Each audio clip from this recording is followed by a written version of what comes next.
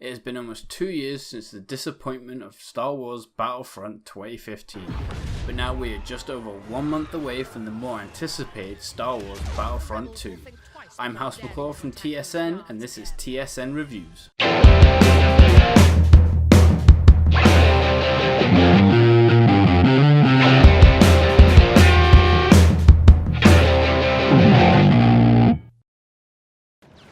So now it is finally over. The Star Wars Battlefront 2 beta ended yesterday, because it's today's the 10th, yesterday's the 9th. If you pre-ordered it, you got it from Wednesday the 4th, and then it was free on Friday the 6th to obviously Monday the 9th. With the disappointing release of Battlefront back in 2015, only feeling like half a game because of the multiplayer, but still, it was still a good game if you only enjoyed the aspect. Battlefront 2 having a full-blown story and 11 maps that span across the entire universe of the Star Wars franchise. So I was really impressed with the character designs of the clone troopers and the droids and the First Order and Resistance. The X-Wing TIE Fighter designs were amazing. The space battles, the ground assaults, everything I think was what I would look for graphically in a Star Wars game. The map designs were really well done. Thieves, the start of Thieves, both on the clones and the droid side, was amazing. Especially when you start the battle and just everyone shooting each other from long distance. You felt like you were invading. You had civilians running for cover, and there are plenty of ways to flank your enemies and be flanked. So you really do have to check your corners. Galactic Assault was my most played match type on the beta, feeling more like the operations from Battlefield 1 with the search speed of Conquest. The objectives, obviously stopping the ion disruptors, we had the 3 stages, and then you had the stage of controlling both door panels, and then you had to take the throne room. So on Thieves, if you're on the droid side, you had to stop the ion disruptors. If you're on the clone side, you had to destroy the MTT. So you went from wide open spaces almost to really cramped corridors, so you had to change your playstyle slightly, giving heroes the disadvantage on the outside and then giving them the advantage on the inside. I do hope that each map has its own variations, from maybe some being like wide open to concentrated to then being wide open again, or starting off concentrated and then going to wide open.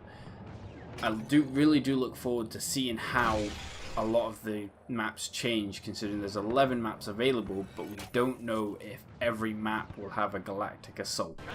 Another thing I'd like to point out is how each of the game modes had like a start cutscene and an end cutscene depending on the side and who won and who lost.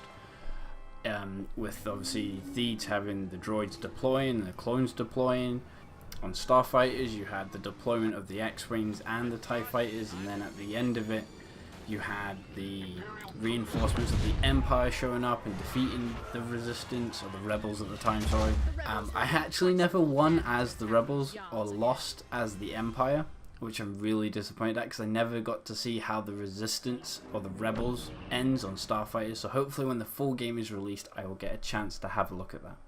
On the Strike playlist on Takodana, it was more sided towards the Resistance, the defending team, obviously because they spawn near the artifact, and then once the First Order captures the artifact, the Resistance spawns where the First Order has to go. It's not impossible, but it does make it extremely hard, and it makes the First Order having to work as a team, which a lot of people didn't tend to do in games where I was in. As the First Order, most people, when the artifact was taken, they were either out in the woods killing, or they were just sitting in the structure trying to shoot out, which made it extremely difficult to defend the actual artifact carrier. And if you are the artifact carrier, it made it even more difficult because no one was actually protecting you. So I have been giving Battlefront 2 a lot of praise with the graphics, the way some of the characters look, and the way the maps are designed. It did have its flaws, however, with the controls feeling sluggish, and even after changing the settings they still felt slow. The officers being more of a copy-paste kind of style, which I was a little disappointed in. Some of the weapons might need a bit of a tune-up, but I'm hoping they don't, because the Heavy was able to use a sniper rifle. However, you can see the unbalancing with that. The assault rifle didn't feel as powerful as what I thought it could have been. and maybe showing a little bit more of what guns your characters might be able to use in the full game, rather than just giving us 2 for every class.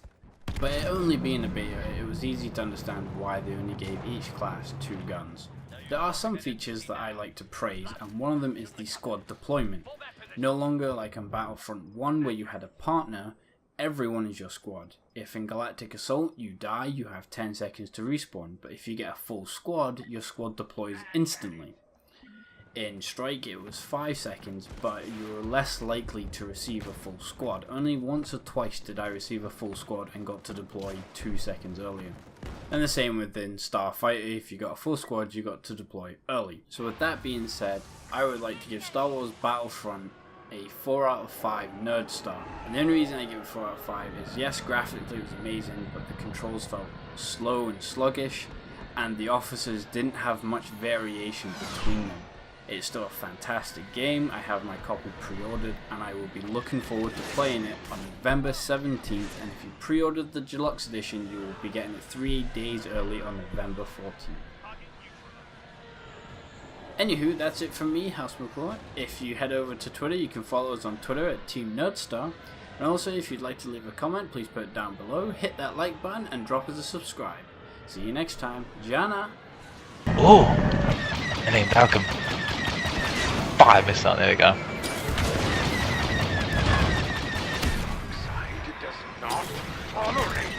I'm right behind him, named Falcon. Oh, you're behind it too.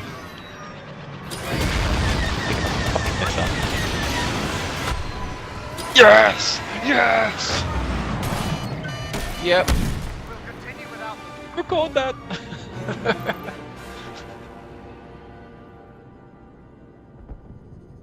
I recorded that bit, just in case you need it.